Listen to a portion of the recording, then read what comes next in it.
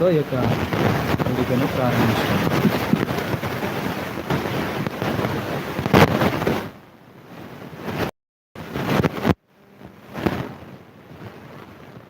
ప్రార్థన చేసుకుందాం.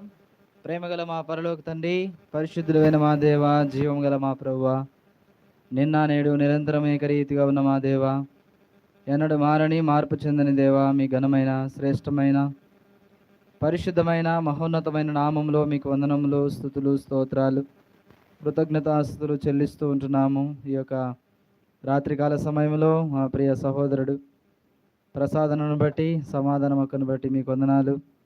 వారిని ప్రేమించి మీరు ఇచ్చినటువంటి మొదటి సంతానము మైకేల్ కొరకై మీకు స్తోత్రాలు చెల్లిస్తూ ఉంటున్నాం.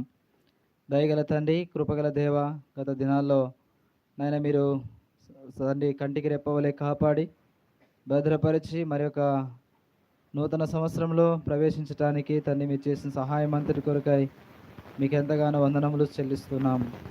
దయగల తండ్రి, కృపగల దేవ, మరి ఈ దినము తండ్రి ఈ కూడికను మాకు అనుగ్రహిస్తూ వచ్చారు. అందును బట్టి దేవ మీకు చెల్లిస్తున్నాం. దయగల తండ్రి, కృపగల దేవ, నాయన తండ్రి ఈ సంవత్సరం దయాకిరీటంగా అనుగ్రహిస్తూ వచ్చారు. అందును బట్టి దేవ మీకు వందనములు చెల్లిస్తున్నాం.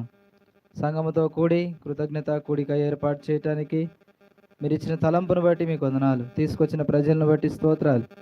ఇంకా రావాల్సిన వారు మార్గ మధ్యంలో ఉన్న వారిని కూడా త్వరపెట్టండి. దయగల తండ్రి, కృపగల దేవ, మీ యొక్క స్వరమును మాకు వినిపింపచేయండి. పాటల ద్వారా మహిం పొందండి. వాక్య ధ్యానం కొరకు మీ వైపు చూస్తున్నాము. దయతో జ్ఞాపకం చేసుకో. వందనములు, స్తోత్రాలు చెల్లించుకుంటూ సమస్త మహిమ, ఘనత, ప్రభావములు మీకు మాత్రమే ఆరోపించుకుంటూ యేసుక్రీస్తు ప్రభు నామంలో ప్రార్థిస్తున్నాము తండ్రి. ఆమేన్.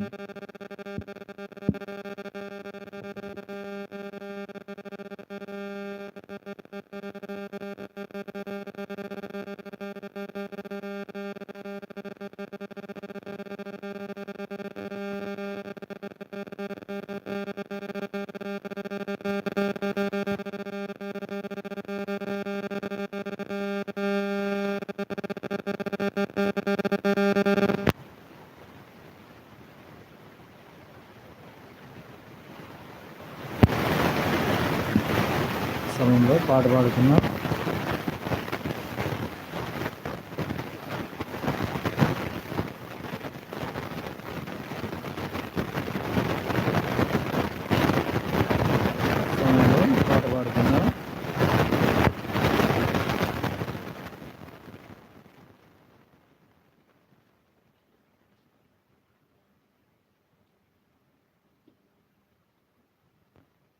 సమయంలో పాట పాడుకుందాం.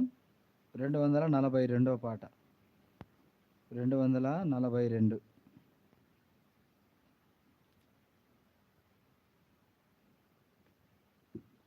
ప్రభు గొప్ప కార్యములు చేసినని మనము చేయించడం.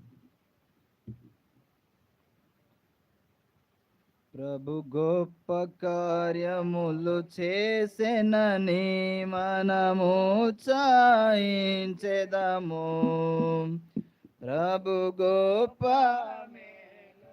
వర్షము మనపై కురిపించెనా. ప్రభు గొప్ప మేలుల వర్షము మనపై కురిపించెనా. ఆహా స్తోత్రము స్తోత్రములు ఇంతవరకు కాచే. ఆహా స్తోత్రము స్తోత్రములు ఇంతవరకు కాచే. పాత్రులముగా సేవింతుము, పాత్రులముగా సేవింతుము. కార్యములు జనముల మధ్య ప్రసిద్ధి చేయుదుము. దైవ కార్యములు జనముల మధ్య ప్రసిద్ధి చేయుదము. దేవుని ఆశ్చర్య కార్యములు ధ్యానించి పాడెదము. దేవుని ఆశ్చర్య కార్యము మనలో ధ్యానించి పాడేదము. స్తోత్రము స్తోత్రములు ఇంతవరకు కాచే. స్తోత్రము స్తోత్రములు ఇంతవరకు కాచే. పాత్రులముగా సేవింతుము, పాత్రులముగా సేవింతుము. గీతగానములతోను సన్నుతించుచు ప్రభుని. సంగీతగానములతోను సన్నుతించుచు ప్రభుని. సీతారా స్వరమండలములతో మన ఆర్భటించెదము. సీతారా స్వరమండలములతో మన ఆర్భటించెదము. స్తోత్రము స్తోత్రములు ఇంతవరకు కాచే. స్తోత్రము స్తోత్రములు ఇంతవరకు కాచే.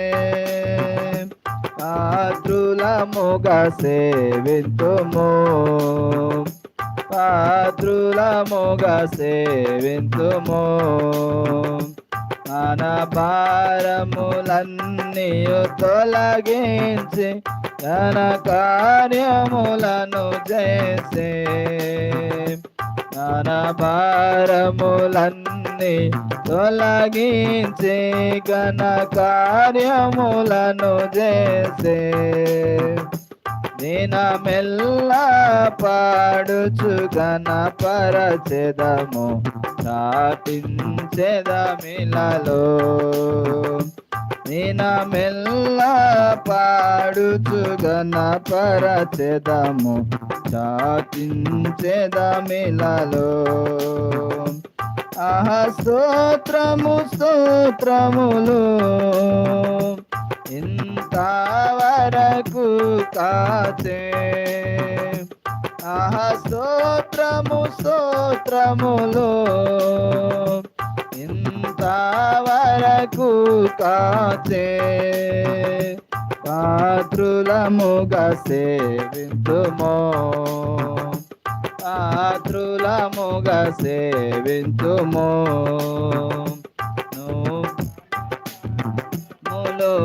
చేయువాడు ప్రభు ఆశ్చర్యకరుడు. నూతన కార్యములు చేయువాడు ప్రభు ఆశ్చర్యకరుడు. నలమగు కార్యములు చేయువాడాయను ధైర్యముగా పడెదం. బలమగు కార్యములు చేయువాడాయను ధైర్యముగా పడెదం. స్తోత్రము స్తోత్రములు ఇంతవరకు కాచే. స్తోత్రము స్తోత్రములు ఇంతవరకు కాచే. పాత్రులముగా సేవింతుము, పాత్రులముగా సేవింతుము.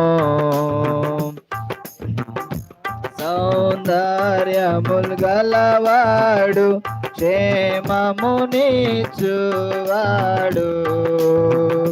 ప్రేమ సౌందర్యము గలవాడు క్షేమమునిచ్చువాడు.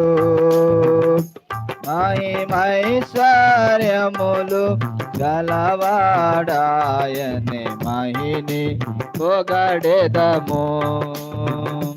మహిమైశ్వర్యములు గలవాడాయన్ మహిని పొగడెదము. ఆహా స్తోత్రము స్తోత్రములు ఇంతవరకు కాచే.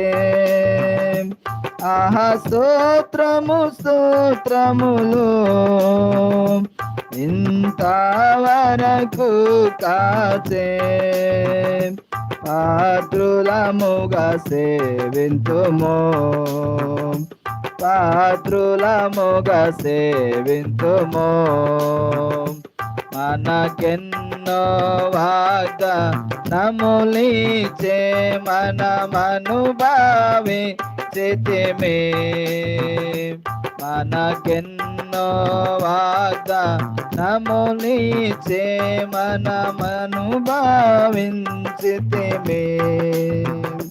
ఘనత మహిమా ప్రభావము ప్రభునకి హల్లెలూయా ఆమేన్.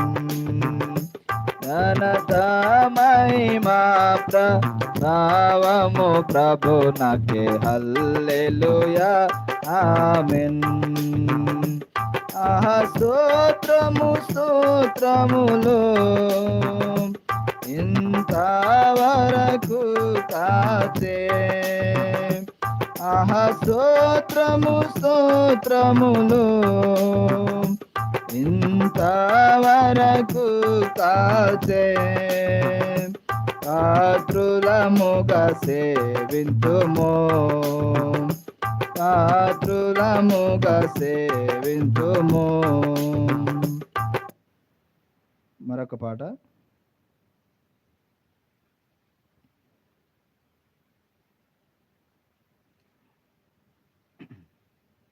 మూడు వందల 60.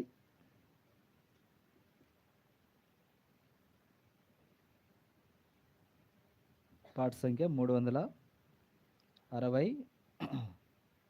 మొదటి 2 చరణాలు చివరి చరణం. మొదటి 2 చరణాలు చివరి చరణం. 360 పాత పుస్తకంలో 357. దేవుడు లోకమును ఎంతో ప్రేమించెను. మొదటి 2 వచనాలు చివరి వచనం.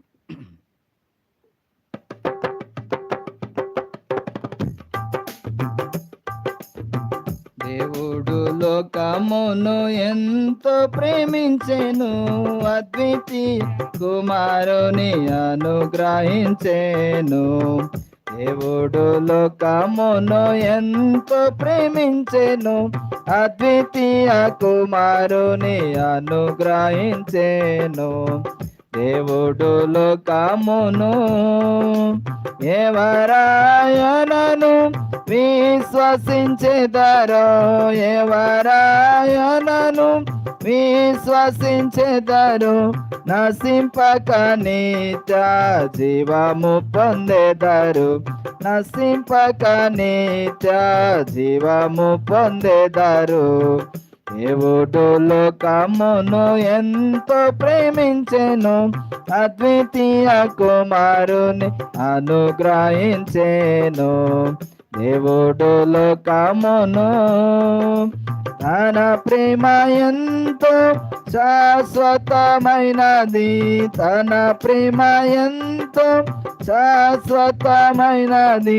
రక్తము కార్చి ప్రాణమునిచ్చే, రక్తము కార్చి ప్రాణమునిచ్చే.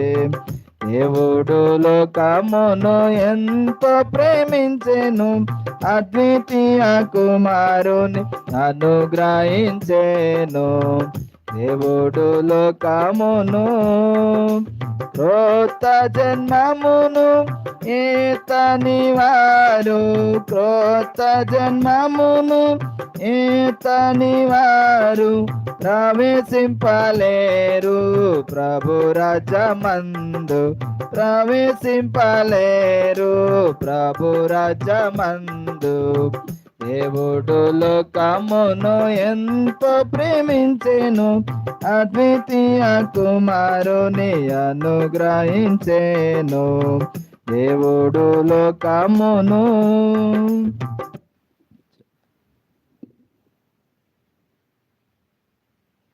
బైబిల్ పల్లవి వాడుకుందాం.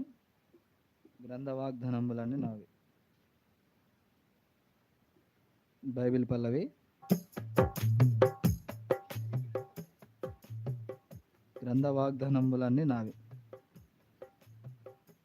గ్రంథ వాగ్దానంబులన్నీ నావి, ప్రతి అధ్యాయము వరుస వచనము, తాన దివ్య ప్రేమ వాగ్దానంబులు, గ్రంథ వాగ్దానంబులన్నీ నావి.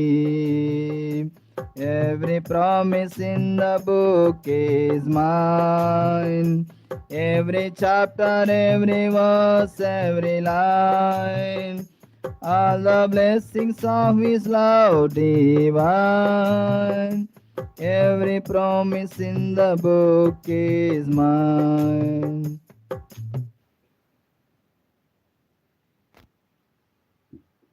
సమయంలో కొన్ని మాటలు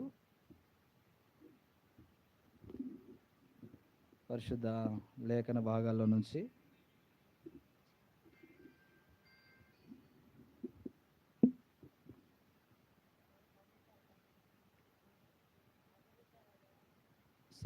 అమ్మా అటుపోయి మాట్లాడు.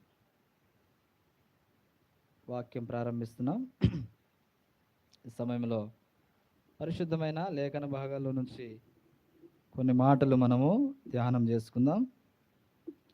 కీర్తన గ్రంథము 92వ కీర్తన మొదటి వచనం.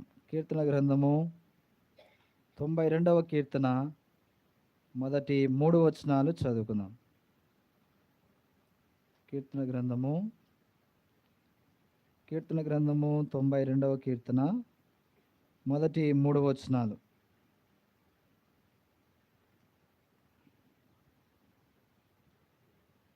యెహోవాను స్తుతించుట మంచిది, మహోన్నతుడా నీ నామమును కీర్తించుట మంచిది.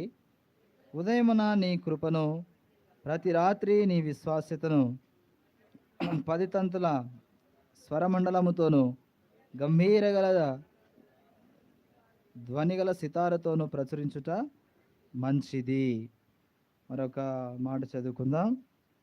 ఈ సమయంలో మరొక మాట పరిశుద్ధమైనటువంటి లేఖన భాగాల్లో నుంచి మరొక మాట మనము చదువుకుందాం. కీర్తన గ్రంథము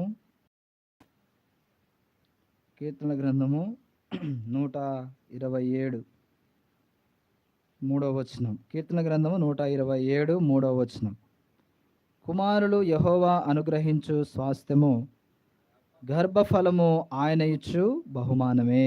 మరొకసారి చదువుదాం. మరొకసారి. కుమారులు యెహోవా అనుగ్రహించు స్వాస్థ్యము, గర్భఫలము ఆయన ఇచ్చు బహుమానమే. ప్రార్థన చేసుకుందాం.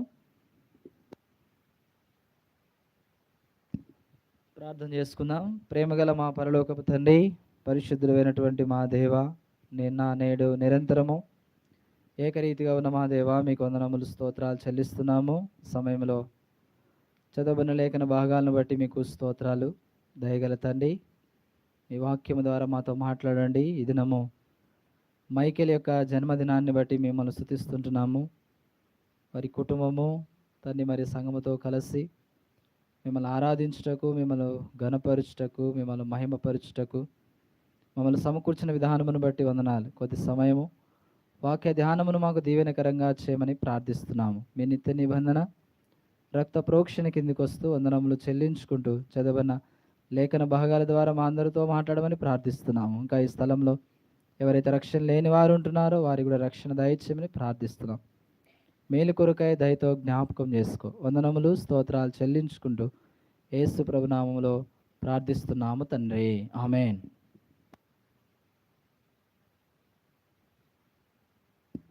ఈ యొక్క బైబిల్ గ్రంథంలో మనం చూసినట్లయితే కనుక మరి చిన్న పిల్లల విషయంలో మరి దేవుడు ఎంతో గమనిక కలిగి ఉంటున్నాడు. కాబట్టి బైబిల్ గ్రంథంలో పిల్లల పాత్ర కూడా చాలా ఉంది. బైబిల్ గ్రంథంలో చిన్నపిల్లల పాత్ర కూడా చాలా ఉన్నది అన్న సంగతి మనము గ్రహించాల్సినటువంటి వారంగా ఉంటున్నాం. అందుకే ఇక్కడ ప్రభు చెప్తుంటున్నాడు, మరి యొక్క 127వ కీర్తన 3వ వచనంలో మనం చూస్తూ వచ్చాము. గర్భఫలము యెహోవా ఆయన ఇచ్చు బహుమానము, కుమారులు ఆయన అనుగ్రహించు స్వాస్థ్యం అనే మాట మనము చూస్తున్నాం. కాబట్టి కుమారులు దేవుడు అనుగ్రహించేటువంటి స్వాస్థ్యము. అందుకే చాలామంది ఏమనుకుంటారు, కుమారులు కావాలనుకుంటారు కదా, కుమారులు ఉంటే బాగుంటుంది అని కదా. ప్రతి ఒక్కరికి ఆశ. ఎందుకు? పోషిస్తాడు వృద్ధాప్యంలో కదా, చివరి స్టేజ్లో మమ్మల్ని పోషిస్తారు అనుకుంటారు కదా. కాబట్టి ప్రతి వారికి కోరిక, ప్రతి వారికి ఆశ. మరి వీళ్ళు ఎలా ప్రార్థన చేశారో కానీ దేవుని కృపను బట్టి 2 కుమారులను ఇచ్చినాడు కదా. కాబట్టి మరి ఒక బ్రదర్ చెప్పినాడు, నాకేమన్నాడంటే, అన్న నాకు 2 కుమారులే అన్న, ఒక కుమార్తె ఉంటే బాగుండన్నా అని అన్నాడు. మరి అందులో తనకు మరి ఏం నచ్చిందో తెలియదు కానీ అట్లా అంటూ వచ్చినాడు.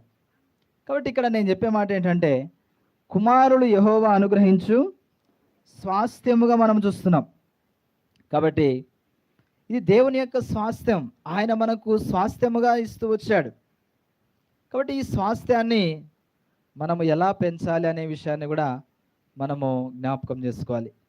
బైబిల్ గ్రంథంలో చాలామంది చిన్నపిల్లలు ఉన్నారు. వారి జీవితాలు మనము చూస్తూ ఉన్నాం.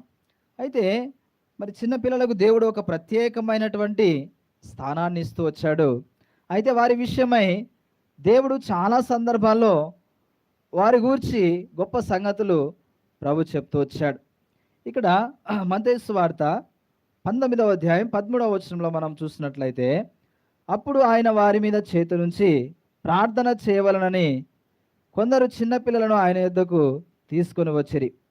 ఆయన శిష్యులు తీసుకొని వచ్చిన వారిని గద్దింపగా, యేసు చిన్నపిల్లలను ఆటంకపరచక వారిని నా యొద్దకు రానీయుడి, పరలోక రాజ్యము ఇలాంటి వారిదని చెప్పి వారి మీద చేతులుంచి అక్కడి నుండి లేచి పోయెను. కాబట్టి యేసు ప్రభువుకు చిన్నపిల్లలంటే చాలా ఇష్టం అంట. అందుకేమంటున్నాడంటే, వారి మీద చేతులు ఉంచినాడు, వారిని ఆశీర్వదిస్తూ వచ్చాడు. మరొక చోట రాయబడింది, చిన్నపిల్లలను ఆశీర్వదించినాడు, వారిని ఎత్తుకున్నాడు, కౌగిలించుకున్నాడు, వారిని ఏమన్నాడు? ముద్దు పెట్టుకున్నాడు. చూసారు? అంటే యేసు ప్రభుకి పిల్లలంటే చాలా ఇష్టం. మనకే కాదు, యేసు ప్రభుకి కూడా పిల్లలంటే ఇష్టం. కొంతమందికి పిల్లలంటే చాలా ఇష్టం ఉంటుంది, కొంతమందికి పిల్లలంటే ఇష్టపడరు కదా. కొంతమంది పిల్లలంటే ఇష్టపడరు, దగ్గరకు వస్తే ఒప్పుకోరు కదా. అట్లా చాలా రకరకాలైనటువంటి ప్రజలను మనం చూస్తున్నాం. కానీ యేసు ప్రభుకు చిన్న పిల్లలంటే చాలా ఇష్టం. ఎందుకు చిన్న పిల్లలంటే ఆయనకి ఇష్టము? ఎందుకంట? అందుకే అంటున్నాడు కదా, ఇక్కడ ఏం చెప్తున్నాడు? చిన్న పిల్లలను ఆటంకపరచక వారిని నా యొద్దకు రానీయుడి, పరలోక రాజ్యము ఇలాంటి వారిదే అన్నాడు. ఎలాంటి వారిదంటే పరలోక రాజ్యము చిన్న పిల్లల లాంటిది. మనం చిన్నోళ్ళమా పెద్దోళ్ళమా? అయితే మనకొద్దా పరలోక రాజ్యం కదా. దేవుడు చెప్తున్నాడు, చిన్న పిల్లల లాంటిది. ఎవరైతే చిన్న పిల్లలుగా ఉంటున్నారో అలాంటి వారిది పరలోక రాజ్యం. అంటే దీని అర్థం ఏంటంటే, చిన్న పిల్లల వలె మనము ఉండాలి కదా. చిన్న పిల్లల యొక్క మనస్తత్వం మనం కలిగి ఉండాలి. వారు ఎలాగైతే జీవిస్తారో అలాగ మనము జీవించాలి కదా. చిన్నపిల్లలకి ఏముండదు చెప్పండి? చిన్నపిల్లలకి అసూయ ఉంటుందా? ద్వేషం ఉంటుందా కదా. మనము తిట్టినా కొట్టినా మరలా మన దగ్గరికే వస్తూ ఉంటారు. వాళ్ళకి ద్వేషం ఉండదు, అసూయ ఉండదు. అదే మనల్ని ఒక మాట అనమనండి, మరలా చూస్తే ఇంకా చూడండి, మళ్ళీ వాళ్ళతో మాట్లాడితే ప్రైజ్లాడి చెప్తే కదా ఒక్క మాట. కానీ చిన్నపిల్లల్లో నిస్వార్థమైనటువంటి మనస్సు ఉంటుంది, నిస్వార్థమైన మనస్సు ఉంటుంది. చూడండి, ఏదన్నా చిన్నపిల్లలు కొనుక్కున్నారనుకో, ఏం చేస్తారు తెలుసా? మనకి ఇవ్వరు, మనం అడిగినా ఇవ్వరు. ఎవరికి పెడతారు? వాళ్ళకైతే మంచిగా చాలా ఫ్రెండ్షిప్ చేస్తారు, వాళ్ళు చాలా ఫ్రెండ్షిప్ చేస్తూ ఉంటారు. కాబట్టి చిన్నపిల్లల మనస్తత్వం ఏంటంటే ఇచ్చిపుచ్చుకునేటువంటి మనస్తత్వం. దొరికింది కదా అని ఒకడే తినే మనస్తత్వం కాదు, లేకపోతే దాచుకొని తినే వైఖరి వాళ్ళకు ఉండదు. ఎలాంటిదంటే చిన్నపిల్లలతో పంచుకుంటూ ఉంటారు, మనకివ్వరు. కాబట్టి చాలా విషయాలు మనము చిన్నపిల్లలలోంచి మనము నేర్చుకోవాలా. అందుకే దేవుడు చిన్నపిల్లల ద్వారా దేవుడు గొప్ప కార్యాలు చేస్తారని చెప్తూ వస్తున్నాడు. అందుకే ఒక మాట రాయబడింది కదా, మరి చంటి పిల్లల నోట ఆయన ఏముంచుతాడంట? స్తోత్ర గీతం ఉంచుతాడంట. చూడండి, మత్తయి సువార్త 21వ అధ్యాయము, మత్తయి సువార్త 21వ అధ్యాయం 16వ వచనం చూడండి అమ్మా. 21:16. వీరు చెప్పుచున్నది వినుచున్నావా అని ఆయన అడిగిరి. అందుకు యేసు, వినుచున్నాను. బాలుర యొక్కయు చంటి పిల్లల యొక్కయు ఆ నోట స్తోత్రము సిద్ధింపజేసితివి అన్నమాట మీరెన్నడూ చదవలేదా? చూసారా, బాలుర యొక్కయు చంటి పిల్లల యొక్క నోట్లో దేవుడు ఏముంచినాడంట?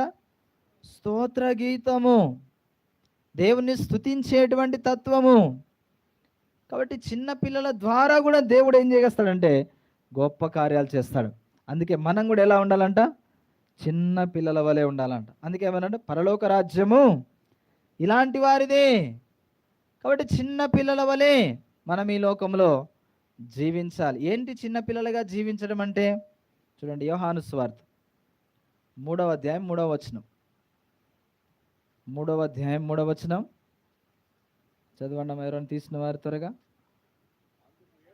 అందుకు యేసు అతనితో, ఒకడు క్రొత్తగా జన్మించితేనే గాని అతడు దేవుని రాజ్యంలో చూడలేడని నీతో నిశ్చయముగా చెప్పుచున్నాను. ఏమంటాడు? అందుకు యేసు, ఒకడు క్రొత్తగా జన్మించితేనే గాని అతడు దేవుని రాజ్యమును చూడలేడు. క్రొత్త జన్మ కదా. బర్త్డే రోజు మనం ఏం చెప్తాం? పుట్టినరోజు. అప్పుడే పుట్టాడా? ఎప్పుడు పుట్టాడు? 6 సంవత్సరాలు, 8 సంవత్సరాలు, 10 సంవత్సరాలు అయింది. మరి మనం ఏం చెప్తాం? హ్యాపీ బర్త్డే అంటాం. తెలుగులో అయితే జన్మదిన శుభాకాంక్షలు. ఎప్పుడో జన్మించాడు కదా, ఇప్పుడు ఎందుకు చెప్పాలా? ఈరోజు జన్మించాడేమన్నా కదా. అందుకే ఇక్కడ దేవుని వాక్యం రాయబడుతుంది, ఒకడు క్రొత్తగా జన్మించాలి అంటే అర్థం ఏంటి? పైనుండి జన్మించాలంట. రాయబడింది, పుట్టినోట్లో ఏమని రాయబడింది? పైనుండి. అంటే ఇది నూతన జన్మ అనగా రక్షణ, మారు మనసు, పాప క్షమాపణకు సాదృశ్యంగా చూపిస్తుంది. నూతన జన్మ అంటే పాప క్షమాపణ, రక్షణకు సాదృశ్యంగా చూపిస్తుంది. దాన్నే తిరిగి జన్మించడము అని అంటారు. తిరిగి జన్మించడం అంటే రెండవసారి జన్మించడం. మొదటిసారి తల్లి గర్భంలో నుంచి జన్మించడం మొదటి జన్మ అయితే, రెండవ జన్మ ఏంటంటే మన పాపముల కొరకు మనము చనిపోయి నీతి కొరకు మనము జీవించడమే రెండవ జన్మ అంటే. అందుకే ఈ రెండవ జన్మ ఎవరైతే పొందుకుంటున్నారో, లేకపోతే తిరిగి ఎవరైతే జన్మిస్తున్నారో వారికి రెండవ మరణము లేదు వారికి. అంటే రెండవ మరణం అంటే అగ్ని గంధకములతో మండు గుండములో పాలు పొందేదారు, ఇది రెండవ మరణం. కాబట్టి ఎవరైతే నూతన జన్మ పొందుతున్నారో వారికి రెండవ మరణం మీద అధికారం లేదు. మరణం వారిని ఏలదు అని దేవుని వాక్యంలో వ్రాయబడుతుంది. కాబట్టి ప్రియ సహోదరుడు, సహోదరి, ఈ రాత్రికాల సమయంలో నువ్వు ఎవరైనా సరే ఈ నూతన జన్మ యొక్క అనుభవం నీలో లేకపోతే ప్రభు చెప్తున్నాడు, ఒకడు క్రొత్తగా జన్మించితే కానీ అతడు దేవుని రాజ్యమును ప్రవేశించడం కాదు కానీ చూడను కూడా చూడలేమంట. చూసారా? అందుకే మనలో ఏముండాలి? క్రొత్త జన్మ, మారు మనస్సు, పాప క్షమాపణ, దేవుని యొక్క యేసు ప్రభు యొక్క రక్తములో కడగబడినటువంటి అనుభవం, యేసు ప్రభును సొంత రక్షకునిగా స్వీకరించినటువంటి అనుభవంలో మనం కొనసాగాలి. అప్పుడే మనం ఏమైపోతామంట? చిన్న పిల్లల వలె అవుతాం కదా. యేసు ప్రభును అంగీకరించకపోతే, పాప క్షమాపణ పొందకపోతే, యేసు ప్రభునందు విశ్వాసం ఉంచకపోతే మనము చిన్న పిల్లలుగా చేయబడలేం.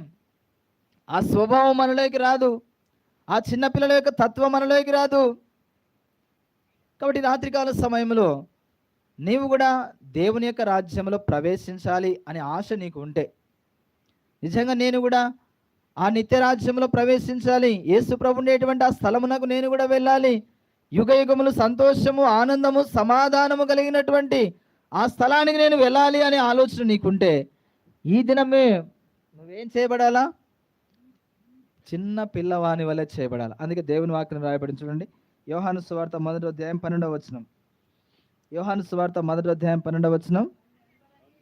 తన్ను ఎందరు అంగీకరించిరో వారందరికీ, అనగా తన నామమునందు విశ్వాసం ఉంచిన వారికి దేవుని పిల్లలగుటకు ఆయన అధికారము అనుగ్రహించెను. చూసారు ఏమంటున్నాడు ఇక్కడ? ఆయన అధికారము అనుగ్రహిస్తూ వచ్చినాడు.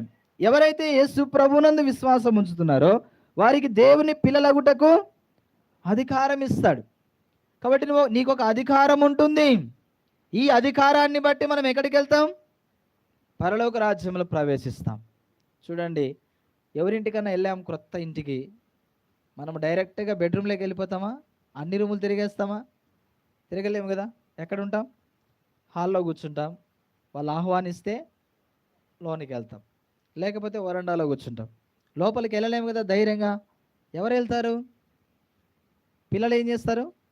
బెడ్రూమ్లోకి వెళ్తారు, కిచెన్లోకి వెళ్తారు, రెండో బెడ్రూమ్ ఉంటే దాంట్లోకి వెళ్ళిపోతారు, హాల్లోకి వెళ్ళిపోతారు, మొత్తం ఇల్లు మొత్తం తిరుగుతుంటారు. అడిగే వాళ్ళు ఉన్నారా వాళ్ళని? ఎవరైనా? ఎవరు లేరు. ఎందుకు? వాళ్ళకేముంది? అధికారం ఉంది. ఎందుకంటే వారి యొక్క కుమారులు, వారి యొక్క స్వాస్థ్యము కాబట్టి వారిని ఎవరు ఆటంకపరచడానికి అవకాశం లేదు. కాబట్టి నువ్వు కూడా యేసు ప్రభువుని అంగీకరిస్తే, ఆయన బిడ్డగా చేయబడితే పరలోక రాజ్యంలో నీవు కూడా స్వేచ్ఛగా, ధైర్యముగా, సంతోషంగా, సమాధానంగా వెళ్ళొచ్చు. చూడండి, కొన్ని కొన్ని కొన్ని వాటికి మనల్ని ఆహ్వానిస్తారు. ఉదాహరణకు మనకు పెళ్ళికి ఆహ్వానించారనుకోండి ఎవరన్నా, మనం ధైర్యంగా వెళ్తాం. ఒకవేళ మనకు ఆహ్వాన పత్రిక లేదు, ఎవరు మనల్ని పిలవలే, ఎలా ఉంటుందమ్మా? ఎవరైనా అడుగుతారేమో, ఎవరి తాలకాను, పెళ్లి కూతురా పెళ్లి కొడుక అంటే ఏం చెప్పాలా? సిగ్గుపోతుంది కదా. అందుకే ఎట్లుంటుంది మనలో? భయం ఉంటుంది. అయ్యో ఎవరైనా అడుగుతారేమో, ఎవరు అడగకపోతే బాగుంటుంది అని మనసులో చాలా ఫీలింగ్ ఉంటుంది అన్నమాట. చాలా ఫీలింగ్ ఉంటుంది. ఎందుకు? మనకేం లేదు, ఆహ్వానం లేదు. అదే ఆహ్వానం ఉంటే ఎవరికి భయపడాల్సిన అవసరం లేదు, ధైర్యంగా వెళ్ళిపోతాం. ఎవరు అడిగినా మనము సమాధానం చెప్తాం. అట్లాగే ఆ పరలోక రాజ్యంలో ప్రవేశించాలంటే మనకు కూడా ఏముండాలా? ఆహ్వానం ఉండాలి. ఏంటి ఆహ్వానము? రక్షణ, మారు మనస్సు, పాప క్షమాపణ, యేసు ప్రభును అంగీకరించినటువంటి అనుభవము, నూతన జన్మ, క్రొత్త జన్మ. ఈ అనుభవం మనం కలిగి ఉంటే మనం భయపడాల్సిన అవసరత లేదు. ఎవరికి భయపడాల్సిన అవసరం లేదు. ధైర్యంగా మనం ఎక్కడికి వెళ్ళొచ్చు? పరలోక రాజ్యంలో ప్రవేశించవచ్చు. కాబట్టి అందుకే ఇక్కడ ప్రభు చెప్తున్నాడు, ఏమంటున్నాడు? చిన్న పిల్లల వంటిదే పరలోక రాజ్యము, దేవుని రాజ్యము అలాంటి వారిది. మరి నీవు ఆ రాజ్యంలో ప్రవేశించాలంటే నీవు కూడా చిన్న పిల్లల వలె ఉండాలి. అయితే ఇక్కడ చూడండి, మనము చదివినటువంటి భాగం మత్తయి సువార్త 19వ అధ్యాయము 13వ వచనం రాయబడింది. అప్పుడు ఆయన వారి మీద చేతులుంచి ప్రార్థన చేయవలనని కొందరు చిన్న పిల్లలను ఆయన యొద్దకు తీసుకొని వచ్చి, ఎక్కడికి తీసుకొచ్చారంట? యేసు ప్రభు దగ్గరికి తీసుకొచ్చారు. కాబట్టి అందుకే మనము ప్రతి ఆదివారం ఏం చేయాలమ్మా? మన పిల్లల్ని ఎక్కడ తీసుకురావాలా? మందిరానికి తీసుకురావాలా. కొంతమంది వీకెండింగ్లో ఏం చేస్తారు? ఎక్కడికి తీసుకెళ్తారు? సినిమాలకు, పార్కులకు కదా, ఎక్కడెక్కడో తిప్పుతూ ఉంటారు ఆదివారం అంతా. ఏమంటే వారమంతా పనులు చేస్తున్నాం, ఉద్యోగాలు చేస్తున్నాము, ఈరోజైనా మాకు విశ్రాంతి కావాలి, లేకపోతే ఈరోజైనా మేము లోకాన్ని సంచరించాలి అని అనుకుంటా ఉంటారు. అయితే ఇక్కడ కొంతమంది ఉన్నారు, వాళ్ళు ఏం చేస్తున్నారు? వాళ్ళు ఆయన వారి మీద చేతులుంచి ప్రార్థన చేయవలని, అంటే యేసు ప్రభువు దగ్గర ప్రార్థన చేయించుకోవడానికి కొంతమంది పిల్లలను తీసుకొస్తా ఉన్నారు. చూసారా? కాబట్టి మంచి లక్షణం ఉందా మన దగ్గర? యేసు ప్రభు యొద్దకి మన పిల్లల్ని తీసుకొస్తున్నామా? ప్రతి ఆదివారము దేవుని మందిరానికి తీసుకొస్తున్నామా? ప్రతి ఆదివారము దేవుని సన్నిధిలో వారు ఉండాలని మనము కోరుకుంటున్నామా? కాబట్టి రాత్రికాల సమయంలో యేసు ప్రభు యొద్దకు వస్తే మనము ఎన్నడూ కూడా నష్టపోము కదా. యేసు ప్రభు దగ్గరకు వచ్చి ఎవరైనా బాగుపడకుండా వెళ్ళిపోయినారా? ఎవరైనా స్వస్థత పొందకుండా వెళ్ళిపోయినారా? ఎవరి జీవితాలైనా ఆశీర్వదించబడకుండా ఉన్నాయా అంటే బైబిల్ గ్రంథంలో ఎంతోమంది జీవితాలు ఆశీర్వదించబడుతూ వచ్చినాయి యేసు ప్రభు దగ్గరకు వచ్చినటువంటి కారణమును బట్టి. కాబట్టి అందుకే మనం కూడా ఏం చేయాలా, ఖచ్చితంగా మన పిల్లలను ఒకవేళ వారు మాట వినకపోయినా ఏం చేయాలా, ఖచ్చితంగా మందిరానికి నడిపించాలి, యేసు ప్రభు దగ్గర తీసుకురావాలి. అందుకే మీ ఇంట్లో చిన్నపిల్లలున్నా, మనవడు మనవరాలు ఎవరున్నా ఏం చేయాలా, ఆదివారము బ్రదర్ మేమే రావండి, కొన్నిసార్లు మా పిల్లల్ని ఎక్కడ తీసుకొని రావాలా, కొన్నిసార్లు మాకే ఆబ్సెంట్ అయిపోతూ ఉంటాం, పిల్లల్ని ఎక్కడ నడిపించాలా అనుకోవద్దు. ఖచ్చితంగా వారిని దేవుని వద్దకు నడిపించాలా, మందిరానికి నడిపించాలా. అప్పుడే వారి జీవితాల్లో మనం ఏం చూస్తున్నాము, ఆశీర్వాదాన్ని మనం చూస్తున్నాం. ఇక్కడ చూస్తే కనుక చూడండి 13వ వచనం మరొకసారి చదువుదాం, చదవడం ఎవరైనా. అప్పుడు ఆయన వారి మీద చేతులుంచి ప్రార్థన చేయవలనని ఆయన యొద్దకు తీసుకొని వచ్చిరి. కాబట్టి ఆయన యొద్దకు తీసుకొని వచ్చుట ద్వారా వారికి ఎంతో ఆశీర్వాదం అని మనము గ్రహిస్తున్నాం. యోహాను సువార్త 6వ అధ్యాయం చూడండి, 6వ అధ్యాయము 9వ వచనం చదువుదాం. యోహాను సువార్త 6వ అధ్యాయం 9వ వచనం. ఇక్కడ ఉన్న ఒక చిన్నవాని యొద్ద 5 యవల రొట్టెలు 2 చిన్న చేపలు ఉన్నవి, కానీ ఇంతమందికి ఇవి ఏమాత్రమని ఆయనతో అనగా. కాబట్టి యేసు ప్రభు ఆరంభ దినాల్లో ఆయన పరిచర్య చేస్తున్నప్పుడు చాలామంది యేసు ప్రభును వెంబడిస్తూ వచ్చారు. ఒకానొక సందర్భంలో మరి ఆయన వాక్యం వినటానికి బహుజన సమూహంలో వచ్చినప్పుడు అది అరణ్యం. ఆ సమయంలో వారికి తినడానికి ఏమి కూడా లేవంట. చూడండి 5వ వచనం చదువుదాం, 5వ వచనం. కాబట్టి యేసు కన్నులెత్తి బహుజనులు తన యొద్దకు వచ్చుట చూచి, వీరు భుజించుటకు ఎక్కడ నుండి రొట్టెలు కొని తెప్పింతుమని పిలుపుని అడిగాను, కానీ ఏమి చేయనై ఉండెనో తాను ఎరిగి ఉండి అతన్ని పరీక్షించుటకు అలాగడిగాను. ఎంతమంది వచ్చారంటే యేసు ప్రభు దగ్గరికి? బహుజన సమూహము, చాలామంది వచ్చారు, లెక్కింపలేనటువంటి సైన్యం యేసు ప్రభు దగ్గరికి వచ్చినారు. అయితే యేసు ప్రభు వారిని పరీక్షించాలని ఏమంటున్నారంటే, మీరు వీరికి భుజించుటకు ఎక్కడి నుండి రొట్టెలు కొని తెప్పింతుమని పిలుపుని అడిగినాడు. సరే, వారిని పరీక్షించాలని ప్రభు అట్లా అడిగాడు. 7వ వచనం చూడండి. అందుకు పిలుపు, వారిలో ప్రతివాడును కొంచెం కొంచెం పుచ్చుకొనుటకైనను 200 దేనారముల రొట్టెలు చాలవని ఆయనతో చెప్పి. ఎంత అంట? కొంచెం కొంచెం, ఎక్కువ కాదు. ఎట్లాగా? కొంచెం కొంచెం పుచ్చుకున్నా కూడా ఎంత అవుతుందంట? 200 దేనారములు. దేనారం అంటే ఇంచుమించు ₹1/2. 200 దేనారాలంటే 100 రూపాయలు అంట. అప్పట్లో 100 రూపాయలు అంటే ఎంతనో కదా. ఎప్పుడు యేసు ప్రభు జీవించినటువంటి కాలంలో 100 రూపాయలు అంటే చాలా ఎక్కువ. అంత అన్ని రొట్టెలు తీసుకొచ్చినా కూడా చాలా వంట. 8వ వచనం చదవండి అమ్మా. ఆయన శిష్యులలో ఒకడు, అనగా సీమోను పేతురు సహోదరుడైన ఆంద్రేయ. ఎవరియనా? ఆంద్రేయ. ఈయన రహస్యమైన పరిచర్య చేసేటువంటి ఆయన. ఈయన భౌతికంగా కనబరుచుకోలేదు, ఈయన రహస్యమైన పరిచర్య. పేతురు చాలా గొప్పవాడైనాడు. యేసు ప్రభువును వెంబడించినటువంటి 12 మంది శిష్యుల్లో పేతురు మొదటి స్థానానికి వెళ్ళిపోయినాడు. కానీ ఆయన మొదటి స్థానంలో ఉండడానికి కారణం ఎవరమ్మా? ఎవరి కారణం? ఆంద్రేయ. ఏం చేసినాడు? నేను రక్షకుని చూశాను, యేసు ప్రభుని చూశాను, ఆయనను నీ కూడా పరిచయం చేపిస్తానని ఆంద్రేయ ఏం చేసినాడు? పేతురును తీసుకొచ్చాడు, యేసు ప్రభు పరిచయం చేశాడు. ఇంకా కనపడలేదు. ఆయన రహస్యమైన పరిచయం చేసినాడు. ఇక్కడ కూడా రెండవసారి మనం చూస్తే కనుక ఇక్కడ ఏం చెప్తున్నాడు చూడండి అమ్మా. ఆయన శిష్యులలో ఒకడు, అనగా సీమోను పేతురు సహోదరుడైన ఆంద్రేయ. ఈయన ఏం చేసినాడంటే, ఒక చిన్న పిల్లోడు ఏం చేసినాడంటే ఎవరి దగ్గరికి తీసుకొచ్చాడు?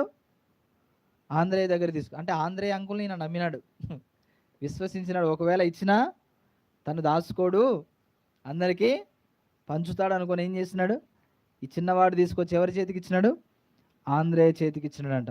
ఏమన్నాడు చూడండి, ఇక్కడ ఇక్కడ ఉన్న యొక్క చిన్నవాని యొద్ద 5 యవల రొట్టెలు 2 చిన్న చేపలు ఉన్నవి. ఎన్ని ఉన్నాయంటమ్మా? 5 రొట్టెలు 2 చేపలు. అవి కూడా ఏంటంట, చిన్నవి, చిన్న చేపలు. ఈ ఈ మమ్మీ ఏం చేసిందంటే మనకి క్యారీ కట్టి పంపించిందేమో, వాడు చక్కగా తినాలనుకున్నాడు. అయితే ఆ చిన్న హృదయంలో ఎంత మంచి ఆలోచన ఉందో చూసారా. అందుకే ప్రభు ఏమన్నాడు, చిన్న పిల్లల వంటిదే నా రాజ్యము అన్నాడు. చూసారా ఎంత మంచి మనసు తెలుసా. అటు ఎత్తి పెట్టుకోలే, లేకపోతే నేను ఒక్కనే తిందామంటే పక్కకి వెళ్ళిపోయి కదా, అటే దూరంగా వెళ్ళిపోయి ఎక్కడో బయటికి వెళ్ళిపోయి తినేసి వద్దాం అనుకోలే, దాచుకొని తిందాం అనుకోలే. ఏం చేసినాడు, తీసుకొచ్చి ఆంధ్రేయకి ఇచ్చాడు. ఆంధ్రేయ అంకుల్ గారు, నా దగ్గర 5 రొట్టెలు 2 చిన్న చేపలు ఉన్నాయి. ఎక్కడి నుంచి వచ్చింది ఈ మనస్సు? ఇతరులకు పంచి పెట్టాలనేటువంటి మనసు ఎక్కడి నుంచి వచ్చిందంటే యేసు ప్రభు దగ్గరికి ఆయనను నడిపిస్తూ వచ్చింది వాళ్ళ మమ్మీ డాడీ ఇద్దరు కూడా పాత్ర చాలా ఉంది. కాబట్టి చిన్నప్పటి నుంచి యేసు ప్రభు యొక్క గొప్పతనాన్ని ఆ బిడ్డకు తెలియపరుస్తూ వచ్చారు. యేసు ప్రభు గురించి ఆ బిడ్డకు చెప్తూ వచ్చారు. అందుకే ఆ బిడ్డ విని విని విని ఏమైపోయిందంటే యేసు ప్రభు దగ్గరకు వచ్చినప్పుడు నన్ను ఆకలితో పంపించనుకున్నాడేమో బహుశా కదా. ఒకవేళ ఇది ఇచ్చినా కూడా ఆయన మరలా నన్ను తృప్తిపరుస్తాడు అనుకున్నాడు. అందుకే తన యొద్ద ఉన్న సమస్తము కూడా ఏం చేసినాడు, ఇచ్చివేసినాడు కదా. ఇదే స్థానంలో మనం ఉంటే ఇస్తామా? ఇస్తాం మనము? ముందు మనం తిందాము, 1 2 మిగులుతుంది. అప్పుడు ఎవరైనా మనకు ప్రియమైన వారుంటే, అక్క ఒక్క నిమిషం పక్కకు వస్తారా, పక్కకు పిలిచి, ఇదిగో నా దగ్గర 5 రొట్టెలు ఉన్నాయి, నేను ఒకటి తిన్నా, ఇదిగో ఇంకొకటి మిగిలింది, నువ్వు తింటావా? లేకపోతే నువ్వు తిన్నాక ఎవరికైనా మిగిలితే, ఇంకా మనకు ప్రియమైన వారు ఉంటే సైగ చేసి పిలిచి పక్కకి ఇద్దామంటారు కదా. కానీ ఈ చిన్నవాడికి ఎంత మంచి హృదయము, ఎంత మంచి లక్షణము కదా. దేవుణ్ణి ప్రేమించే వారు ఏం చేస్తారు, ఇటువంటి వైఖరి కలిగి ఉంటారు. నిజంగా ప్రభు కొరకు జీవించేవారు తను ఆకలి ఉన్నా పర్వాలేదు కానీ ఇతరులకు ఆహారం పెట్టాలి అనేటువంటి ఆలోచన కదా. యేసు ప్రభు దగ్గరకు వస్తేప్పుడు బహుశా వీళ్ళు మర్చిపోయినారు, ఆహారాన్ని మర్చిపోయినారు. ఎందుకంటే ప్రభు చెప్పినాడు, జీవాహారము నేనే అన్నాడు. మనుషుడి రొట్టె వలన మాత్రము కాదు కానీ దేవుని నోట నుండి వచ్చు ప్రతి మాట వలన జీవించు. వీళ్ళకేం కావాలంటే భౌతికమైన ఆహారం కాదు. ఏం కావాలి ఇప్పుడు వారికి? ఆత్మీయమైన ఆహారం. ఆత్మీయమైన ఆహారం. మనం దేనికోసం వస్తామా? మనం దేనికోసం వస్తాం? ఆత్మీయమైన ఆహారం కోసమే వస్తాం మనం కూడా కదా. రెండింటికి వస్తారట. మనకు ప్రాముఖ్యంగా ఏంటంటే వాక్యం అనేటువంటి ఆహారం ఎక్కడైతే సమృద్ధిగా దొరుకుతుందో, ఎక్కడైతే వాక్యం అనేటువంటి జీవాహారం మనకు వినిపించబడుతుందో ఆ స్థలంలో మనం జీవాహారం కొరకు మనం వస్తాం. వీరు కూడా అలాగే వచ్చారు, అరణ్యంలోకి వెళ్ళిపోయినారు. ఎవరు భోజనాలు తెచ్చుకోలే, మరి ఆకలి విషయమై వారు ఆలోచన చేయలే. ఆయన వాక్యం చెప్తుంటే ఎంత సంతోషంగా ఉందో వాళ్ళకి. వారి హృదయం అంతా నిండిపోయింది, కడుపు నిండిపోయింది ఆయన చెప్పే మాటలకి కదా. కొంతమంది చెప్తా ఉంటే ఎట్లుంటుంది, కడుపు నిండిపోతూ ఉంటుంది కదా. వారు చెప్పే మాటలకి ఇంకా ఆహారం వద్దు, నీళ్ళొద్దు, అట్లాగే బ్రతికిపోవచ్చు అన్నట్లుగా ఉంటారు. అట్లాగే యేసుప్రభు వాక్యం చెప్తుంటే వాళ్ళకి ఏమీ ఆకలి లేదు, ఆకలి అవ్వలేదు, వారు అలాగే ఉన్నారు.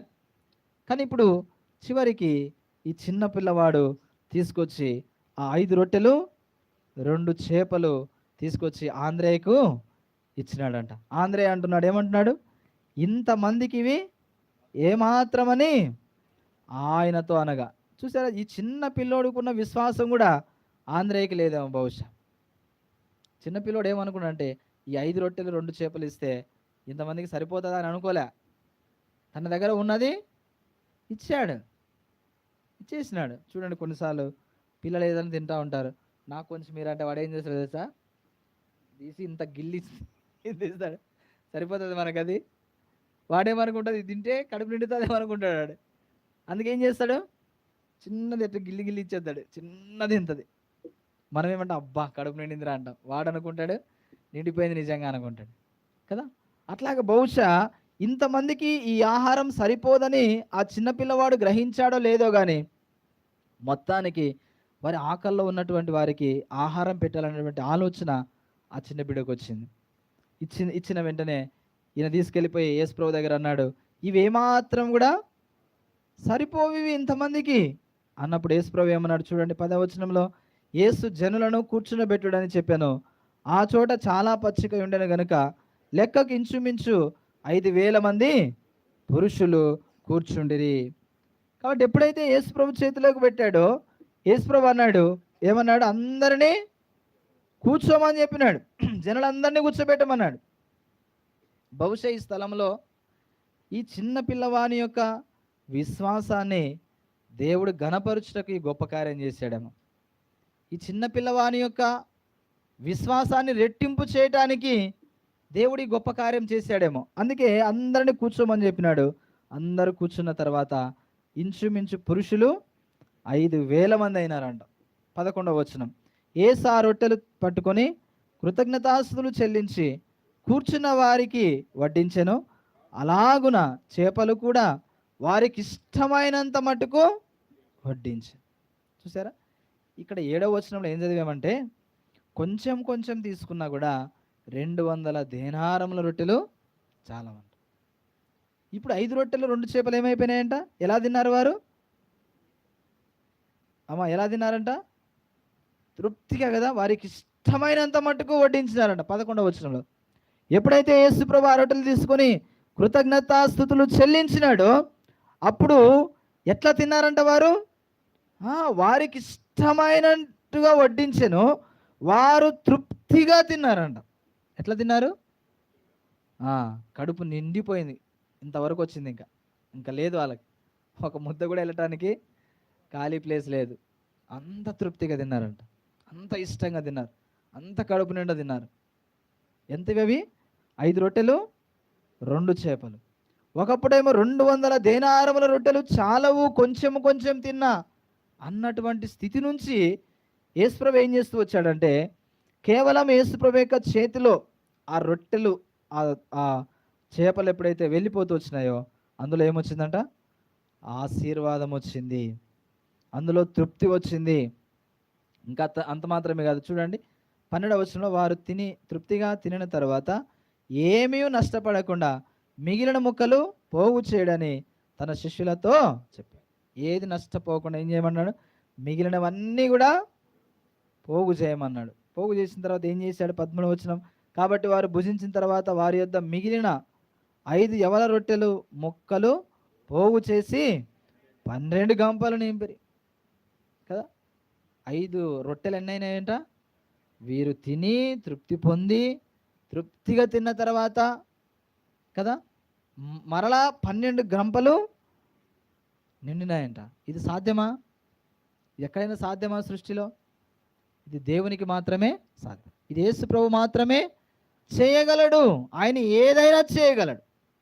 ఒక విధవరాలు ఉంది, ఆమె ఏం చేయాలో అర్థం కాలేదు. భర్త చనిపోయినాడు, అప్పులు చేసినాడంట. ఎవరు? భర్త కాదు, ప్రవక్త. ఏం చేసినాడు? అప్పులు చేశాడంట. అప్పులు చేసి చనిపోయినాడు. ఆయనేమో ఆయన బాగా హ్యాపీగా ఉండిపోయినాడు పైకి పోయి. ఇక్కడ భార్య ఏం చేస్తుంది? అప్పులు ఎట్లా తీర్చుకోవాలా, పిల్లల్ని ఎట్లా పోషించాలా అర్థం కావట్లే. అప్పుడు దైవజనుడు ఇంటికి వచ్చాడు. ఇంటికి వచ్చినప్పుడు ఆమె సమస్య చెప్పినప్పుడు ఆయన అన్నాడు, నూనె తెచ్చి వేసినాడు.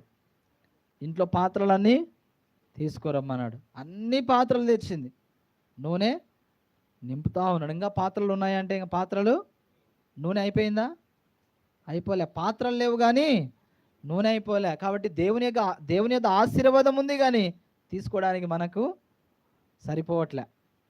కాబట్టి ఆయన దగ్గర సమృద్ధి అయినటువంటి ఆశీర్వాదం ఉంది. ఆయన ఆశీర్వాదమునకు కర్త అయినటువంటి దేవుడు. కాబట్టి ఆయన ఎంతైనా ఆశీర్వదిస్తాడు మనం. అయితే మన స్థితి ఏమిటన్నది మనము గ్రహించాలి. అయితే మన జీవితాన్ని ఎవరి దగ్గర పెట్టాలి? దేవుని చేతిలో పెట్టాలి, ఆయనకు అర్పించాలి. సంపూర్ణంగా మన జీవితాన్ని ఆయన చేతిలో పెట్టినప్పుడు ఆయన ఏం చేస్తాడు? అనేకులకు ఆశీర్వాదకరంగా మనల్ని చేస్తాడు. అలాంటి జీవితాలు మనం ఇక్కడ చూస్తున్నాం. మిగిలిన ముక్కలు ఎన్ని తీసినారంట? 12 గంపలు నింపినారు. 14వ వచనం, ఆ మనుషులు యేసు చేసిన సూచక క్రియను చూచి నిజముగా ఈ ఈ ఈ లోకమునకు రాబో ప్రవక్త అయ్యని అని చెప్పుకో. ఇంత మహిమ రావడానికి దేవుడు ఎవరిని వాడుకున్నాడమ్మా? చిన్న పిల్లోని కదా. చిన్న పిల్లల ద్వారా కూడా దేవుడు ఏం చేస్తాడు? గొప్ప కార్యాలు చేస్తాడు, మహిమ పొందుతాడు, అద్భుతమైన కార్యాలు చేస్తాడు. ఎవరైనా అనుకుంటారా ఇంత చిన్న పిల్లవాని ద్వారా, ఇంత చిన్న పిల్లవాడు ఇంతమంది ఆకలి తీరుస్తాడని ఎవరైనా అనుకుంటారా? కదా. కాబట్టి యేసు ప్రభు కొంచెమైనా సరే వారి హృదయ అంతరంగాన్ని ఎరిగినటువంటి దేవుడు ఆయన ఏం చేస్తాడంటే కొద్ది దాన్ని కూడా ఏం చేస్తాడు? సమృద్ధిగా ఆశీర్వదిస్తాడు. కాబట్టి చిన్న పిల్లవాడైనటువంటి ఆ చిన్న పిల్లవాడు, ఆయన వయసు ఎంతో తెలియదు మనకు, కానీ చిన్న పిల్లవాడే, కానీ అక్కడ ఉన్నటువంటి అరణ్యంలో ఉన్న ప్రజలందరినీ పోషించినాడు. అంత మాత్రమే కాదు, ఇంకా మిగిలిన మొక్కలన్నీ 12 గంపలు ఎత్తారంట. ఎక్కడి నుంచి వచ్చింది ఈ ఆశీర్వాదం? ఎట్లా తెలుసుకున్నాడు ఈ ఆశీర్వాదం? యేసయ్యకి ఇయ్యాలనే మనసు ఎటొచ్చింది ఆయనకంటే, తల్లి ఏం చేసిందంట? యేసు ప్రభు చేతులుంచి ప్రార్థన చేపించాలని ఆయన యొద్దకు తీసుకొచ్చింది. కాబట్టి అటువంటి లక్షణం మనం కూడా కలిగి ఉండాలి. మనకి ఏం నేర్పించకపోయినా ఏం నేర్పించాలి? యేసు ప్రభును తెలుసుకునేటట్లుగా చేయాలి. మనం యేసు ప్రభును తెలుసుకునేటట్లుగా చేయాలి. యేసు ప్రభును పరిచయం చేయాలి మన పిల్లలకి. మనం లోకంలో అన్నీ నేర్పిస్తాము, కానీ యేసు ప్రభును మాత్రము నేర్పించాం కదా. కొంతమంది అంటారు, అన్న వాడు తెలుసుకొని వాడే వస్తాడన్నా. మరి మనల్ని ఎందుకు ఇచ్చాడు దేవుడు తల్లిదండ్రులుగా? ఒక సహోదరుడు అంటాడు, వాడు లోకంలో బాగా జీవించి మోసే అంట 40 సంవత్సరాలు ఎక్కడున్నాడంట? ఐగుప్తులో ఉన్నాడు, అంతఃపురంలో ఉన్నాడు,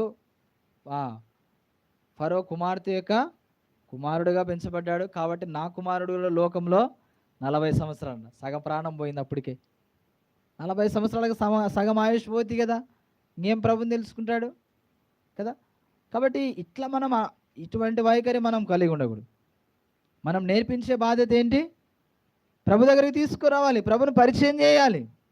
ఈ లోకంలో అన్ని నేర్పిస్తాం, చదువు నేర్పిస్తాం, మంచి మంచి అలవాట్లు నేర్పిస్తాం, ఎవరైతే ఎలా మాట్లాడాలి, ఎలా జీవించాలి, ఇవన్నీ నేర్పిస్తాం, కానీ యేసు ప్రభును మనము పరిచయం చేయించాం కదా.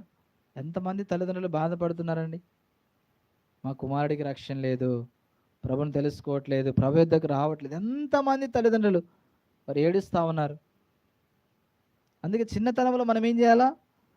ప్రభు యొద్దకు తీసుకురావాలా, ప్రభును పరిచయం చేయాలా, ప్రభుకి ఇవ్వడం నేర్పించాలా, వారి హృదయాన్ని ప్రభుకి ఇవ్వడం మనం నేర్పించాలి. అప్పుడే వారు ప్రయోజకులు అవుతారు లోకంలో. యేసు ప్రభుని తెలుసుకోకుండా వారు ఎంత కలిగి ఉన్నా అవన్నీ వ్యర్థమే కదా. యాకోబు అంటున్నాడు, తినడానికి తిండి, ఇంకేమంటున్నాడు? ధరించుకోవడానికి వస్త్రం ఇస్తే నీవే నాకు దేవుడవు. అది ఆశీర్వాదం అనుకున్నాడు ఆయన. కొంతమంది ఏమనుకుంటారంటే దేవుడు మనకిచ్చేటువంటి వస్త్రాలు, మనకిచ్చేటువంటి ఆహారము, మనకున్నటువంటి భౌతిక అవి మంచిదే, అవి ఆశీర్వాదమే కాదని చెప్పాను. కానీ వాటన్నిటికంటే ముఖ్యంగా యాకోబు తన మామ దగ్గరికి వెళ్ళిపోయినాడు. తర్వాత 12 మంది కుమారులు జన్మించినారు. తర్వాత 2 భార్యలు, 2 ఉపపంతులు, తర్వాత చాలా సైన్యం ఉంది, సమూహం ఉంది, విస్తారమైన ఆస్తులు ఉన్నాయి, ఐశ్వర్యం ఉంది. ఇప్పుడు మరలా వచ్చి అంటున్నాడు, ఏమంటున్నాడు? నీవు నన్ను ఆశీర్వదిస్తే తప్ప నేను నిన్ను విడిచిపెట్టను. ఇదంతా ఆశీర్వాదం కాదా? కుమారుల ఆశీర్వాదం కాదా? ఆస్తి ఆశీర్వాదం కాదా? ధనం ఆశీర్వాదం కాదా? అంటే ఇవేమి కూడా యాకోబు దృష్టిలో ఆశీర్వాదము కాదు. మరి ఆత్మ సంబంధమైన ఆశీర్వాదం ఏంటంటే ప్రభువును తెలుసుకోవడమే ఆత్మ సంబంధమైన ఆశీర్వాదం. కాబట్టి రాత్రికాల సమయంలో ఇంకా ఎవరైనా ప్రభువును తెలుసుకోకుండా మరి మీ జీవితాలు కొనసాగుతున్నట్లయితే ప్రభు ఈ రాత్రి కాలంలో చెప్తున్నాడు, చిన్న పిల్లల వంటిదే దేవుని రాజ్యము. కాబట్టి ఎవరైతే చిన్న పిల్లలుగా చేయబడతారో అలాంటి వారిని దేవుడు తన రాజ్యంలోనికి చేర్చుకుంటాడు. కాబట్టి రాత్రికాల సమయంలో ఇటువంటి తలంపులు కలిగి, ఈ చిన్నవాడు కలిగి ఉన్నటువంటి మనస్తత్వం మనం కూడా ఈ లోకంలో కలిగి జీవిస్తే దేవుడు మన ద్వారా కూడా గొప్ప కార్యాలు చేస్తాడు. మనము చూడటానికి చిన్నవారమే అవ్వచ్చు, కానీ దేవుడు అద్భుతమైనటువంటి రీతిలో ఆ చిన్న చిన్న పిల్లవాని ద్వారా ఎలాగైతే సంతృప్తిగా వాళ్ళు తిన్నారు, తృప్తిగా భుజించడం మాత్రమే కాదు, ఇంకా మిగిలిన ముక్కలు 12 గంపలు ఎత్తారు. కాబట్టి ఇట్లాగా దేవుడు మనల్ని కూడా ఆశీర్వదిస్తాడు. దేవుడి మాటలు దీవించునుగాక. ప్రార్థన చేసుకుందాం. దయచేసి ఒక సహోదరుడు ఒక సహోదరి ప్రార్థన చేయండి. మైకేల్ కోసం ప్రార్థన చేయండి. దేవుడు ఇచ్చినటువంటి నూతన సంవత్సరాన్ని బట్టి. ఎన్ని సంవత్సరాలు అయినాయి? 8 సంవత్సరాలు కంప్లీట్ అయ్యి 9లో ప్రవేశించాడంట. దేవుని యొక్క మహాకృపను బట్టి మరి ఇటువంటి బర్త్డేలు ఇంకా చాలా జరుపుకోవాలి అని మనము ప్రార్థన చేసే వారంగా ఉంటున్నాం. ఎలాగైతే ఆ చిన్న పిల్లవాడు యేసు ప్రభు చేతిలో 5 రొట్టెలు 2 చేపలు పెట్టడం ద్వారా ఎంత ఆశీర్వాదం వచ్చిందో, రాబోయే దినాల్లో మైకేల్ కూడా అలాగా ఆశీర్వదించబడాలా. 5 రొట్టెలు 2 చేపలు ఏం చేయాలా? పంచి పెడతావా? సరే, వెరీ గుడ్, మంచిది. సరే, ప్రార్థన చేస్తాం. ప్రార్థన చేసుకుందాం. ఒక బ్రదర్ ఒక సిస్టర్ ప్రార్థన చేయండి.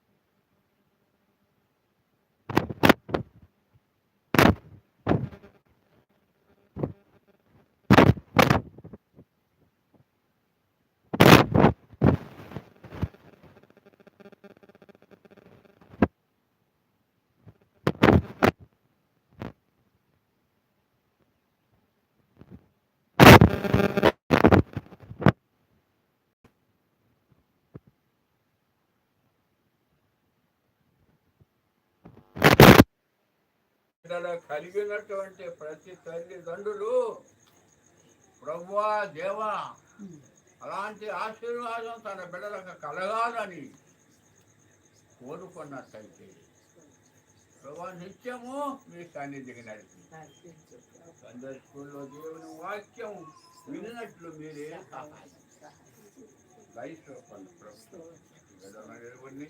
మీ చేతులకు అప్పగిస్తున్నాం.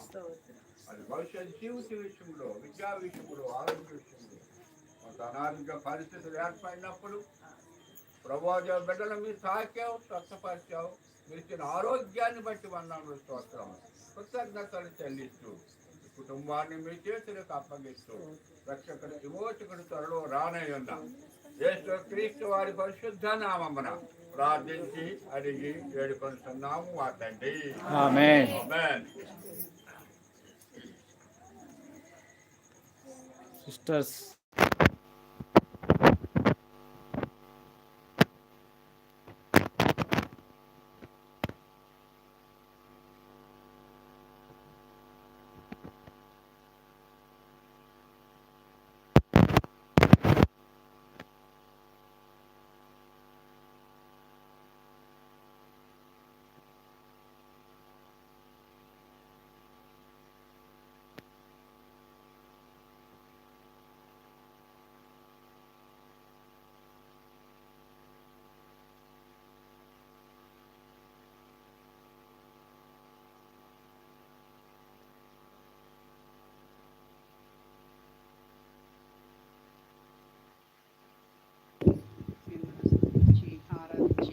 కనపరుస్తున్నాను తండ్రి.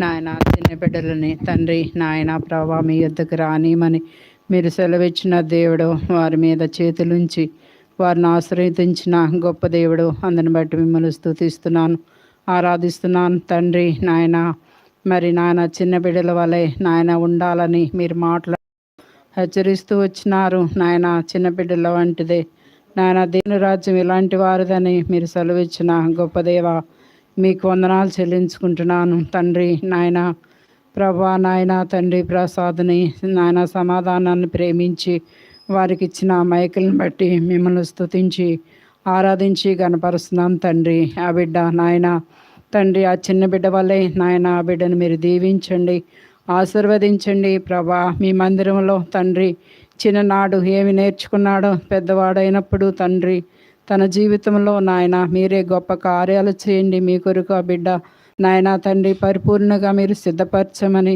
దేవా మీ సన్నిధిలో ప్రార్థన చేస్తున్నాను. నాయన మనుషుల దయలో దేవుని దయలో ఆ బిడ్డని వర్ధిల్లింప చేయమని తండ్రి మీ సన్నిధిలో ప్రార్థిస్తున్నాం తండ్రి. ఇంతవరకు మీరు కాచి కాపాడినందుకు వందనాలు తండ్రి. మంచి ఆరోగ్యం ఇచ్చి మరొక సంవత్సరాన్ని మీరు ఆ బిడ్డకి దయాకిరీటంగా మీరు అనుగ్రహించినందుకే మిమ్మల్ని స్తుతిస్తున్నాను, ఆరాధిస్తున్నాం, కనబరుస్తున్నాను తండ్రి. నాయన స్టానీని కూడా జ్ఞాపకం చేసుకోండి నాయన తండ్రి. మరి బారులు నాయన నడవలసిన త్రోవ వారికి నేర్పినప్పుడు పెద్దవాడైనప్పుడు దాని నుండి తొలగిపోరని మీరు సెలవిచ్చిన దేవుడు. అయ్యా మీ ఇంటిలో నాయన వారు ఏమి నేర్చుకుంటున్నారో వారి జీవితాల్లో తండ్రి నాయన తండ్రి ప్రభా పెద్దవారైనప్పుడు తొలగిపోకుండా తండ్రి అయ్యా తండ్రి నమ్మకంగా మిమ్మల్ని సేవించేవారుగా మీరు సిద్ధపరచండి నాయన ప్రభా.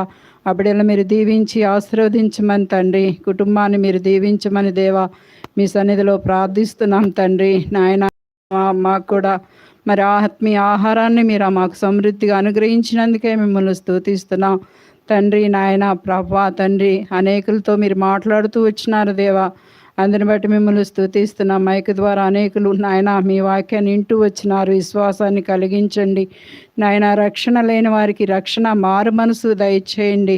మా పెనువేలు సంఘాన్ని మీరు దీవించి ఆశీర్వదించండి, పరిచర్యను దీవించమని వందనములు స్తోత్రములు చెల్లించుకుంటూ యేసుక్రీస్తు వారి శ్రేష్టమైన నామములో ప్రార్థించి స్తుతించి అడిగి వేడుకొంచున్నాము తండ్రి. ఆమేన్.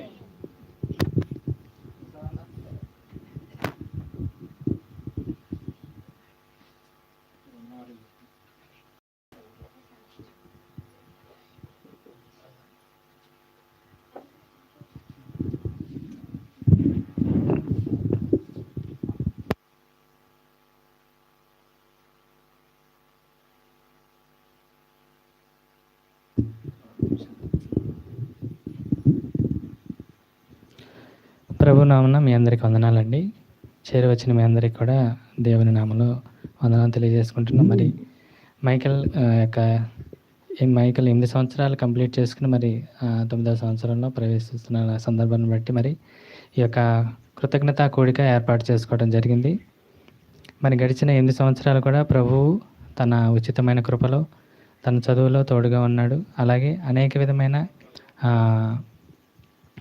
సీజనల్ డిసీజెస్ కానీ, జలుబు జ్వరాల నుండి కానీ, ఇంకా వివిధ రకాలైన అనారోగ్యాల నుండి ప్రభు ఎంతగానో మైకేల్ని కాపాడాడని మేము నమ్ముచున్నాము. ఎందుకంటే ఈ లోకంలో మనం డబ్బులైతే ఇవ్వచ్చు కానీ, ఇంకా వేరే ఇవ్వచ్చు కానీ ఆరోగ్యాన్ని మనం ఇవ్వలేము. దేవుడు ఒక్కడే ఇవ్వాలి. కనుక దేవుడిచ్చిన ఆరోగ్యాన్ని బట్టి మైకేల్కి దేవునికి ఎంతగానో వందనాలు తెలియజేసుకుంటున్నాను. మరి మైకేల్ మరి రాబోయే సంవత్సరాల్లో కూడా దేవుని యొక్క భయభక్తులు పెరగాలని, మరి చదువులోను మనుషుల దయందు దేవుని దయందు కూడా దేవుని యందు భయభక్తులు కలిగి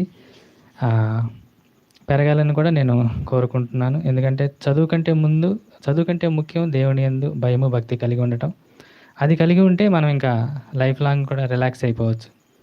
ఎందుకంటే అందుకే బైబిల్లో చెప్పే వాక్యము బాలుడు నడవలసిన త్రోవను వాడికి నేర్పమని వాక్యం చెప్తుంది. బాలుడు అంటే చాలా చిన్న వయసు, ఇంకా 5 సంవత్సరాల నుండి ఆ వయసులో నుండే దేవుడి వాక్యాన్ని తెలియజేసినప్పుడు వాళ్ళు పెద్దవాళ్ళు అయినప్పుడు ఆ యొక్క మార్గం నుండి వాళ్ళు తొలగిపోరు. ఎందుకంటే చాలామంది ఏమనుకుంటారంటే చిన్నపిల్లవాడిగా వాడికి ఏం తెలుసు అనుకుంటా.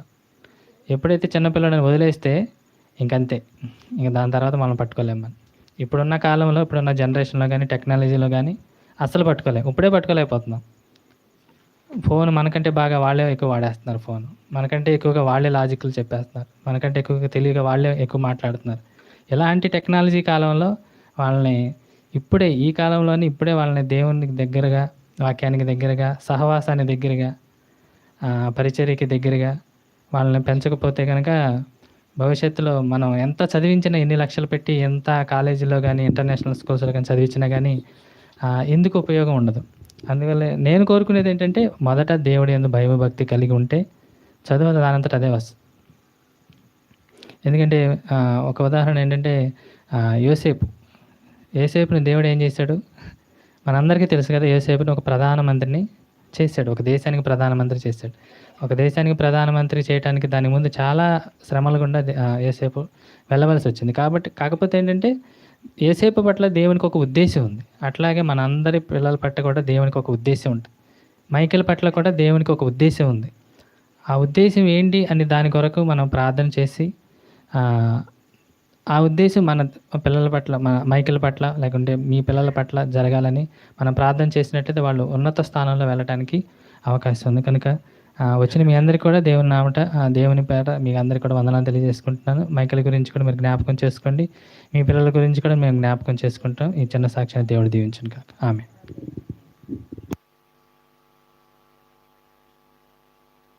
కేక్ కటింగ్ ఉంది, ప్రార్థన చేసి కేక్ కట్ చేద్దాం.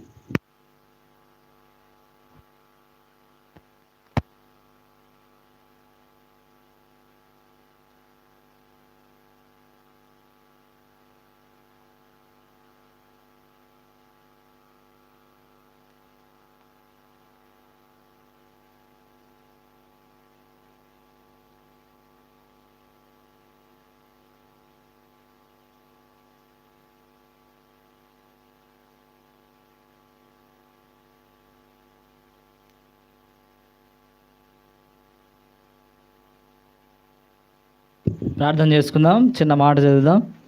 యెషయా గ్రంథము 27వ అధ్యాయం 3వ వచనం. యెషయా గ్రంథము 27 3వ వచనం. యెహోవాను నేను దానిని కాపు చేయుచున్నాను, ప్రతి నిమిషమున నేను దానికి నీరు కట్టుచున్నాను, ఎవడును దాని మీదకి రాకుండానట్లు దివారాత్రము దాన్ని కాపాడుచున్నాను. కాబట్టి ఈ యొక్క నూతన సంవత్సరంలో మైకేల్ పక్షాన దేవుడు యెషయా గ్రంథము 27 3వ వచనం నెరవేర్చబడాలని మనము ప్రార్థన చేద్దాం. మైకేల్ అర్థమైందా? Reference Isaiah 27:3. ఓకేనా? నిద్రలో లేపి నీ వాగ్దానం ఏంటని చెప్పాలి. ఓకేనా? ఐజయా ఏంటి? ఐజయా 27:3. ఓకే, ప్రార్థన చేద్దాం రా. ప్రేమగల మా పరలోక తండ్రి, పరిశుద్ధుడైన దేవా, మీకు వందనాలు చెల్లిస్తున్నాము. దయగల తండ్రి, మైకేల్ని బట్టి మీకు స్తోత్రాలు. సంవత్సరము దయాకిరీటముగా మీరు అనుగ్రహిస్తూ వచ్చారు, అందును బట్టి మీకు వందనాలు చెల్లిస్తున్నాము. దయగల తండ్రి, యెషయా గ్రంథము 27వ అధ్యాయం 3వ వచనాన్ని బట్టి వందనాలు. ఈ వాగ్దానము బిడకు నూతన సంవత్సరంలో తండ్రి మీరు దయచేస్తున్నామని ప్రార్థన చేస్తున్నాము. దయగల తండ్రి, కృపగల దేవ, మీరే కాపాడి భద్రపరిచి నాయన తండ్రి ఎవరినూ రాకుండా మీరే తండ్రి మరి కాపాడమని ప్రార్థన చేస్తుంటున్నాం. ఈ వాగ్దానం సంపూర్ణంగా నెరవేరుస్తున్నామని దయగల తండ్రి మరి కేక్ కటింగ్లో కూడా మీరు సహాయం చేస్తున్నామని యేసు ప్రభు నామంలో ప్రార్థిస్తున్నాము తండ్రి. ఆమేన్.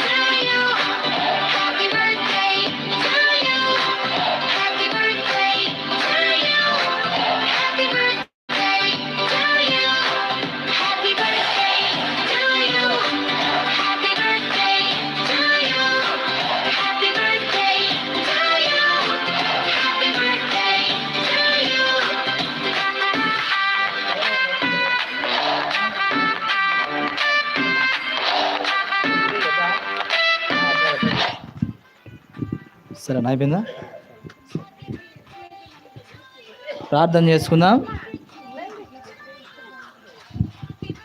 అన్నా.